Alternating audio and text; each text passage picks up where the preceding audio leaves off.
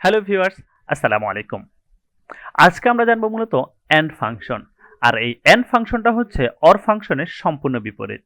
Or ফাংশনে আমরা দেখতে পেলাম যে কোনো একটা লজিক যদি সত্য হয় সে আমাকে ট্রু আউটপুট দেয়।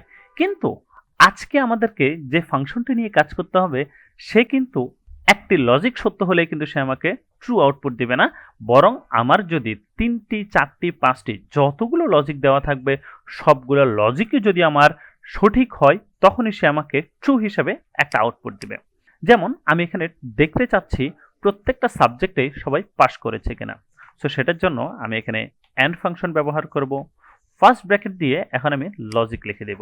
আমাদের লজিকটা কি হবে, ম্যাথের স্কোর তার যদি গ্রেটার দেন 33 হয়, কমা আমি চাচ্ছি ইংলিশের স্কোর গ্রেটার দেন 33, কমা আমি চাচ্ছি সায়েন্সের স্কোর গ্রেটার দেন 33। এই তিনোটাই যদি কারো গ্রেটার দেন 33 হয় সেক্ষেত্রে সে আমাকে ট্রু হিসেবে আউটপুট দিবে। দেখতে পাচ্ছেন আমার এখানে একটি লজিক মিলে নাই, তা হচ্ছে D2 is not greater than 33.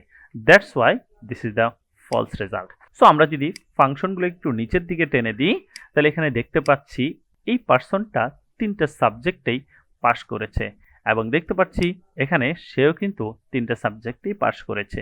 বাকিরা কেউ না কেউ কোনো একটা সাবজেক্টে হয়তো ফেল করেছে, এই জন্য রেজাল্টটা আমাদেরকে ফলস দেখাচ্ছে। তবে আমরা কিন্তু এই এন্ড ফাংশনকে আলাদাভাবে অনেক কম ব্যবহার করি, খুব একটা ব্যবহার হয় না বললেই চলে। অনেক ক্ষেত্রেই এটাকে আমরা ইফ ফাংশনের সাথে ব্যবহার করি। যেমন আমরা ইফ এন্ড দ্বারা কিন্তু খুব সুন্দর সুন্দর কাজ করতে পারি। আর সেটা দেখার জন্য চোখ রাখুন পরবর্তী ভিডিওতে। সো সে পর্যন্ত ভালো থাকবেন। আসসালামু আলাইকুম।